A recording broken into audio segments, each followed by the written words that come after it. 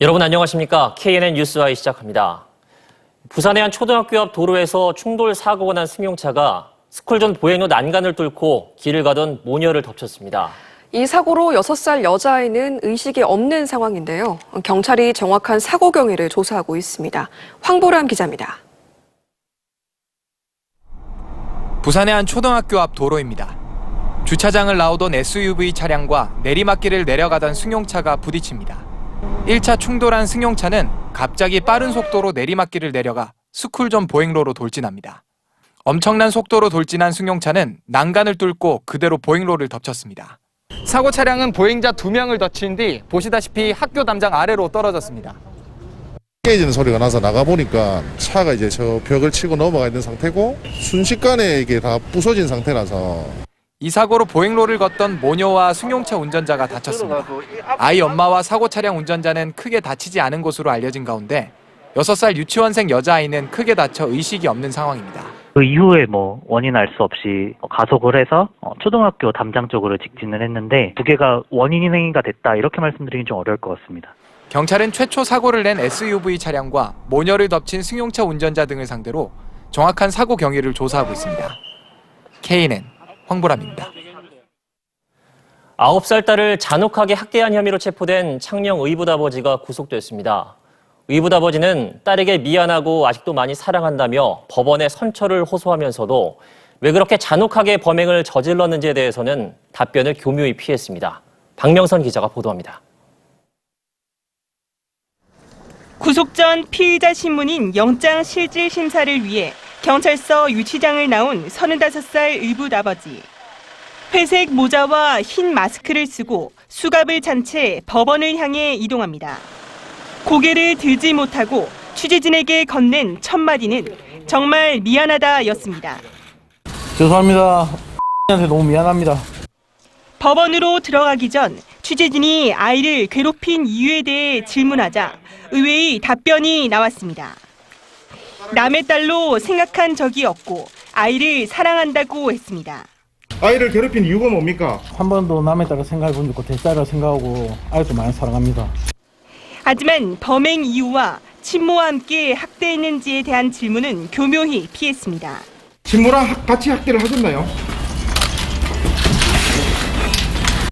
또 욕조물에 담그는 등 심한 학대는 없었다고 부인했습니다. 욕조에 담은 거는 그런 적은 없습니다, 진짜. 경찰은 A양의 진술을 토대로 쇠사슬, 프라이팬, 건조대 등 혐의를 입증할 도구를 확보했습니다. 한편 의붓아버지와 함께 학대에 가담한 혐의를 받는 친모는 아직 조사를 받지 않았습니다. 조현병 약을 끊었던 친모는 정신건강상의 이유로 2주가량 입원한 뒤 경찰 조사를 받을 것으로 보입니다. KNN 박명선입니다. 수도권발 코로나19 확산세에 전국에 비상이 걸린 가운데 오늘 부산 경남에서도 해외 입국 확진자가 잇따랐습니다.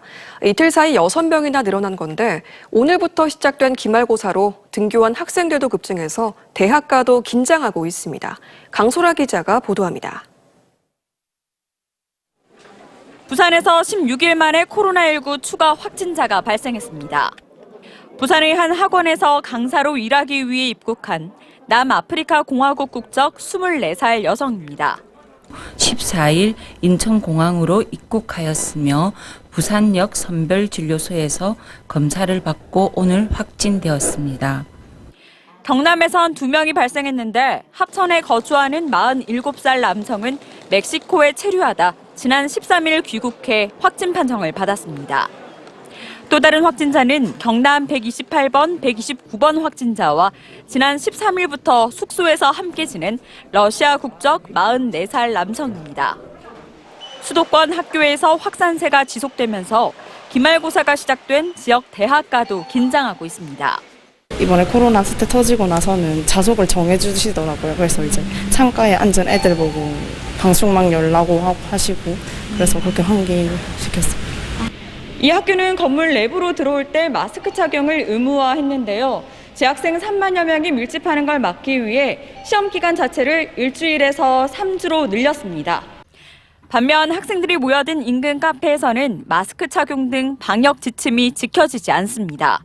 감량 우려를 얘기하는데 시험 기간을 하니까 어쩔 수 없이 빨리 나와서 지정하기 위해서 그거 마스크를 벗고 하고. 방역 당국은 수도권발 감염이 지역으로 확산될 수 있는 만큼 방역 지침을 잘 지켜달라고 당부했습니다. KNN 강소라입니다.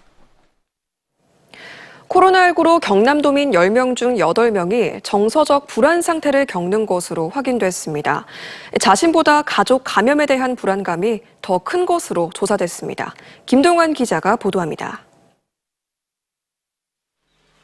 코로나19 확진 소식에 가슴 졸이는 일이 일상이 된 요즘 경남 도민의 80%가 정서적인 불안감을 호소하고 있습니다. 이 가운데 10명 중 4명은 우울감에 시달리며 심리적 불안 상태 속에 하루하루를 버티고 있습니다.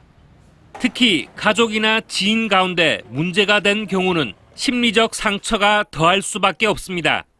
돌아가신 부모 생각나고 돌아가신 행지관 생각도 나고 해서 우울증이 날 것 같더라고요. 코로나19에 대한 두려움은 자신의 감염보다 가족 감염이 더 큰 것으로 나타났습니다. 불안감 상승 요인은 주변에서 확진자가 발생할 경우가 가장 컸고 방역 물품의 불안정한 공급이 그 뒤를 이었습니다. 경남도가 도내 19세에서 69세 남녀 1,000명을 대상으로 정신건강조사를 실시한 결과입니다.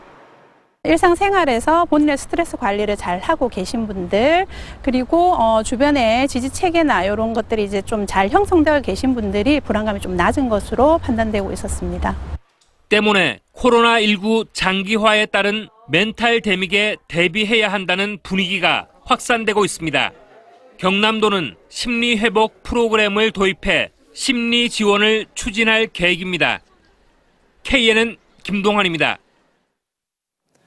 2030 부산 월드엑스포 유치를 위한 본격적인 활동이 시작됐습니다.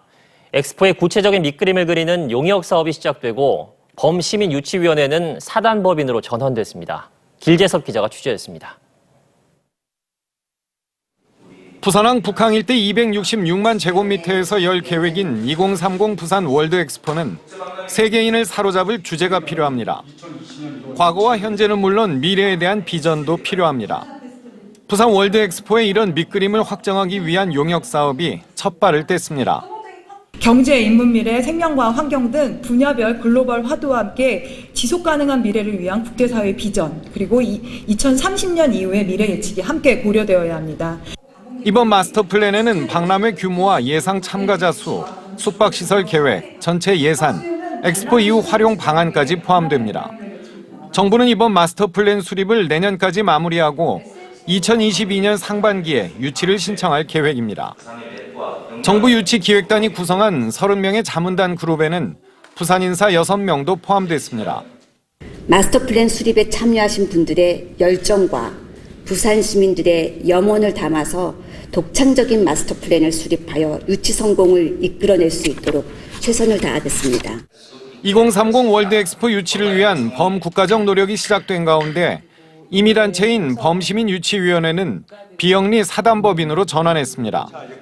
총회에서는 강병중 전 부산상위 회장 등 3명을 공동위원장으로 추가 선임했습니다.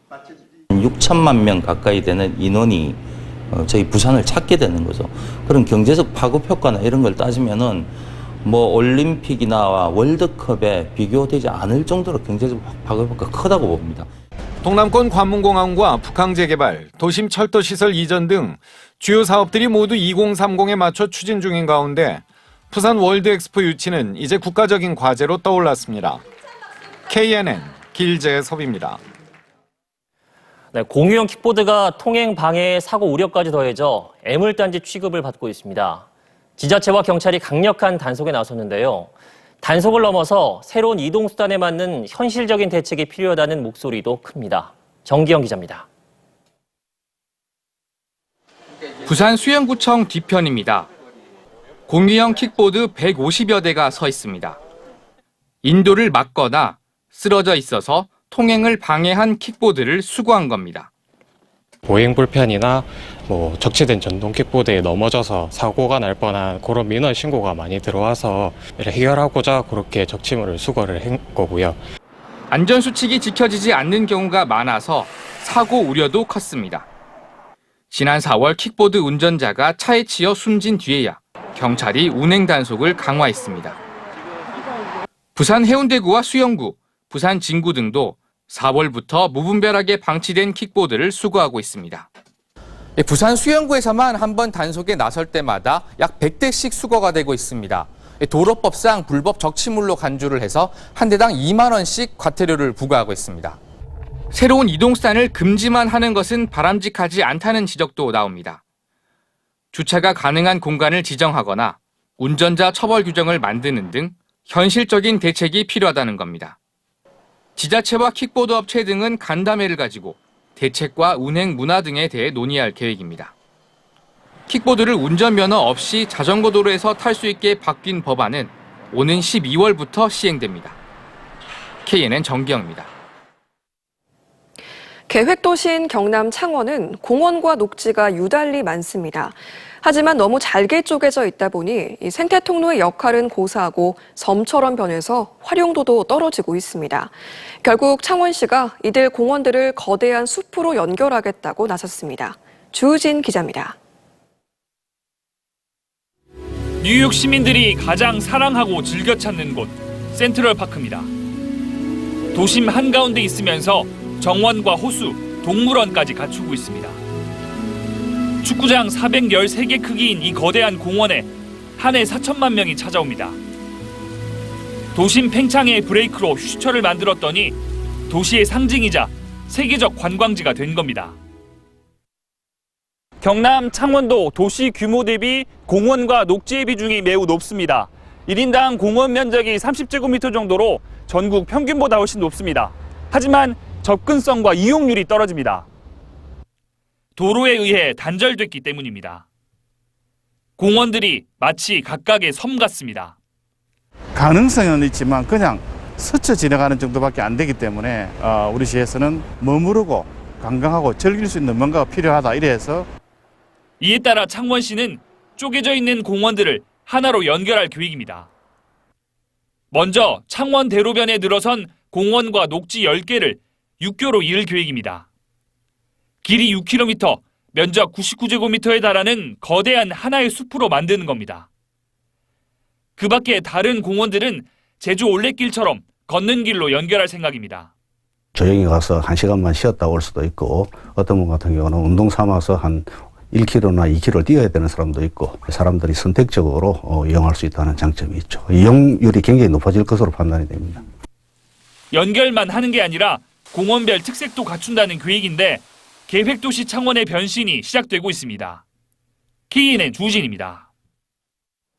창원지법 거창지원은 지난달 30일 새벽 길 가던 20대 여성을 폭행해 얼굴뼈가 부러지는 상해를 가한 30대 남성에 대해 경찰이 신청한 영장을 도주 우려가 없다며 기각했습니다.